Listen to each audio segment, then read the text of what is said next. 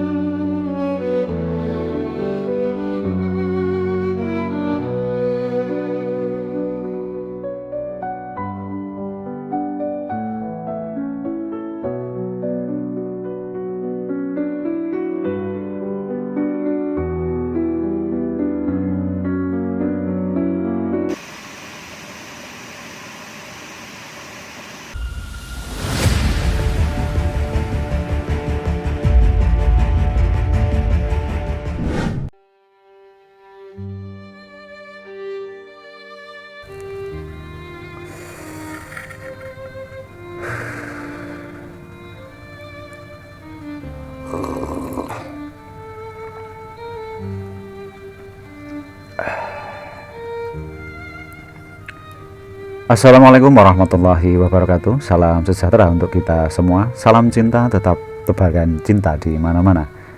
Semoga kita dipertemukan dalam keadaan yang berbahagia dan tidak kurang suatu apapun. Apakah Anda masih suka gelisah? Masih suka cemas? Atau Anda masih suka khawatir? Rasa takut itulah yang sebenarnya menjadi cikal bakal dan lahirnya kegelisahan dan kekhawatiran sepanjang hidup kita. Zikir adalah salah satu media yang bisa menjadi syifaul qulub, obat bagi hati kita yang sakit.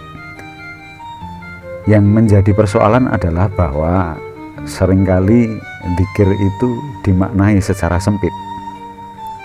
Sekedar duduk bersila, memegang tasbih, kemudian membaca kalimat-kalimat thayyibah.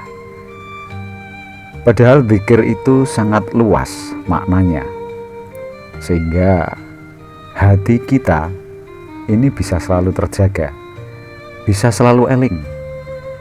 Karena apa? Karena selalu terkoneksi kepada Yang Maha Cinta. Dan yang perlu digarisbawahi adalah bahwa zikir dan wirid itu dua kondisi yang berbeda. Dalam video berikut ini akan kita simak paparan dari beliau Kiai Haji Buya Sakur Yasin MA tentang zikir dan wirid. Sebelum menyimak video ini lebih lanjut, alangkah baiknya kalau kita siapkan dulu wadah kita. Nyamankan dulu posisi duduk kita. Jika ternyata masih terdeteksi ada rasa kebencian di dalam diri kita, entah itu terhadap siapapun, terhadap apapun, monggo kita singkirkan dulu.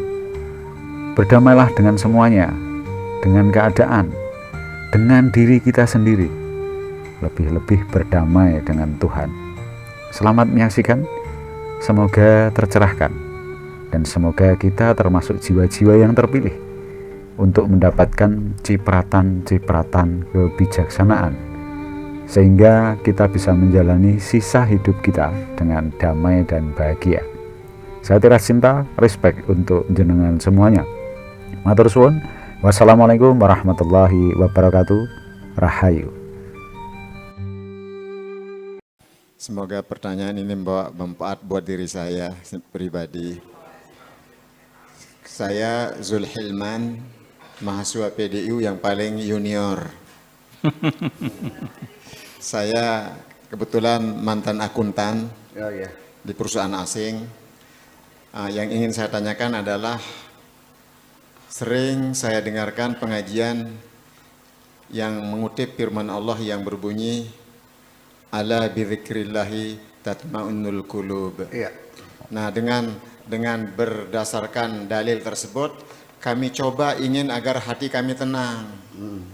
Lalu kami amalkan amalan yang tertentu, misalnya la ilaha illallah, la ilaha illallah, la ilaha illallah.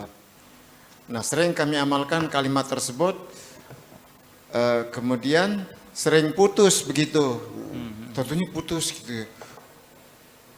Kira-kira nanti 2 jam ingat lagi, sambung lagi gitu ya. Nah, pertanyaannya adalah, apakah amalan yang kami praktekkan ini sesuai dengan pemahaman yang sebenarnya atau bagaimana Buya? Itu demikian Buya. Alhamdulillah, jazakallahu khairan. Wassalamualaikum warahmatullahi wabarakatuh. Waalaikumsalam warahmatullahi wabarakatuh. Saya percaya betul dengan pengalaman yang saya alami sehari-hari bahwa berzikir kepada Allah itu akan membuat hatimu menjadi tenang. Saya ulangi lagi, saya sangat percaya bahwa berzikir kepada Allah itu membuat hatimu tenang. Nah, ketika Pak siapa namanya? Pak Ilman ya. Iya, boleh. Pak Ilman, saya mencoba berzikir berulang-ulang tetapi tidak pernah merasakan ketenangan itu muncul di hati saya. Masih saja ada kegelisahan, ada kecemasan, ada ketakutan dan sebagainya. Yang perlu ingin saya ingatkan bahwa ini berzikir. Zikir itu adalah perbuatan hati, bukan perbuatan mulut. Jadi kalau yang kau baca berulang-ulang dengan mulutmu itu namanya wirid. Jadi kalau saya baca Bismillahirrahmanirrahim 786 setiap malam, itu namanya wirid. Orang Indonesia kadang-kadang tidak membedakan antara wirid dengan zikir. Ya, kalau zikir itu makanya tatmainnul qulub, hati yang berzikir akan merasa tenang.